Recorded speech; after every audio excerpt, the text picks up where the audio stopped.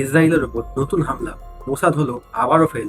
একের পর এক কেন ফেল হচ্ছে বিশ্বের শ্রেষ্ঠ সিক্রেট এজেন্সি মোসাদ? প্রথমে হামাসের আক্রমণ প্রতিরোধ করতে ব্যর্থ। কোনো খবর ছিল না মোসাদের কাছে এই হামলার। খবর উঠে আসছে আমেরিকা নাকি বারবার ইসরায়েলকে সাবধান করেছিল গাজা থেকে আপনাদের উপর অ্যাটাক হতে পারে। আবার এখন নতুন করে হামলা হচ্ছে লেবাননের হিজবুল্লাহর পক্ষ থেকে। হিজবুল্লাহ হামাসের সঙ্গে ইসরায়েলের বিরুদ্ধে যুদ্ধ করতে প্রস্তুত। বন্ধুরা, এইসব হচ্ছেটা কি? মোসাদ, যাদের সিক্রেট এজেন্সি সব জায়গায় ছড়িয়ে আছে, এমন বলা হয় কোন দেশে কি হচ্ছে তার সব খবর মোসাদের কাছে থাকে। তারা কেন তাদের নাকের নিচে হওয়া এত বড় প্ল্যানিং এর খবর পেল না? হিজবুল্লাহ একটা ভিডিও শেয়ার করেছে। তারা সেখানে দেখিয়েছে তাদের সৈন্যরা কেমন খতরনাক ভাবে যুদ্ধের প্রস্তুতি নিচ্ছে, আর তারা সম্পূর্ণ প্রস্তুত গাজার লড়াইয়ের জন্য। হিজবুল্লাহ কোনো ছোট মোটো টেররিস্ট অর্গানাইজেশন না। সব থেকে বড় কথা হচ্ছে এদের কাছে 1 লক্ষ লড়াকু সৈনিক আছে। আপনারা এটা ভেবে ভুল করবেন না, এটা লেবানন আর্মি। এই আর্মি লেবাননের আর্মির থেকে সম্পূর্ণ আলাদা। হিজবুল্লাহ হলো পুরো মিডল ইস্টের সব থেকে বড় টেরোরিস্ট অর্গানাইজেশন। তাদের কাছে উন্নত মিসাইল সিস্টেম আছে, তাদের কাছে অ্যান্টি এয়ারক্রাফট ক্যাপাবিলিটিও আছে। আমরা কথা বলছি এমন এক অসামাজিক সংগঠনের সম্পর্কে যাদের কাছে একটা দেশের সমান আর্মি আর মিসাইল আছে, যাদের কাছে 300 কিলোমিটার দূর পর্যন্ত অ্যাটাক করতে সমর্থ মিসাইল জেলজেল 2 আর ফাতে নামক দুটো মিসাইল আছে। সব থেকে বড় কথা হচ্ছে ইরাক আর সিরিয়া হিজবুল্লাহকে সমর্থন করছে।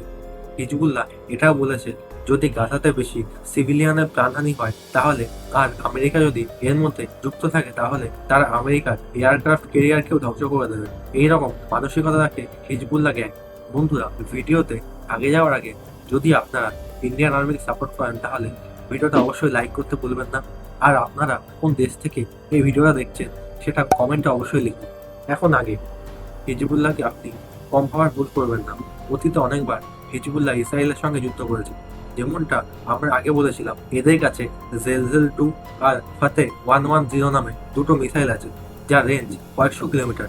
এদের কাছে অ্যান্টি ট্যাঙ্ক মিসাইলও আছে, যেগুলো বানানো হয়েছে ইসরায়েলের মার্কাওয়া ট্যাঙ্কে চুরমার করার জন্য। স্মল অ্যান্ড লং রেঞ্জ গান তো আছেই। হিজবুল্লাহ কাছে অ্যান্টি এয়ারক্রাফট ওয়েপেনারি আছে, যেটা তাদেরকে ইরান আর সিরিয়া দিয়েছে। 2006 সালে হিজবুল্লাহ ইসরায়েলের সাথে যুদ্ধ করেছে।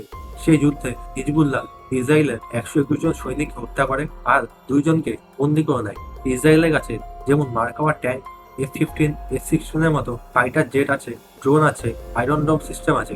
আয়রন ডোম সিস্টেম আগে অনেকবার ফেল হয়ে গেছে, যখন হামাস একসাথে 5,000 মিসাইল ইসরায়েলের উপর ফায়ার করেছিল। আর এখন তো হিজবুল্লাহ হামাসের সঙ্গে যোগ দিয়েছে। তাহলে কি হতে পারে আপনারা একটু চিন্তা করুন, আর আপনাদের মতামত অবশ্যই কমেন্টে লিখুন। এখন ইসরায়েল তাদের ট্যাঙ্ক লেবাননের বর্ডারে পাঠিয়ে দিয়েছে, কিন্তু হিজবুল্লাহ যদি পুরো শক্তিতে অ্যাটাক করে তাহলে ইসরায়েল সেই আক্রমণ প্রতিরোধ করতে ব্যর্থ হবে। মোসাদ এইসব ইনফরমেশন জোগাড় করতে ব্যর্থ হয়েছিল। মোসাদের কোনো অনুমানই ছিল না হিজবুল্লাহ এত শক্তিশালী হয়ে গেছে।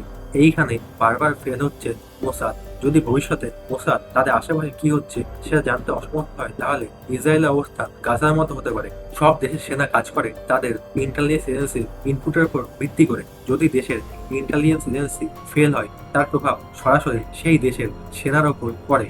অনেক দেশ ইসরায়েলেরও নিন্দা করছে, কারণ ইসরায়েলও হামাসের মতো কিছু না দেখেই গাজার উপর মিসাইল চালাচ্ছে। এতে অনেক নির্দোষ গাজার লোক মারা যাচ্ছে। তাহলে ইসরায়েল আর হামাসের মধ্যে কি পার্থক্য রয়ে গেল?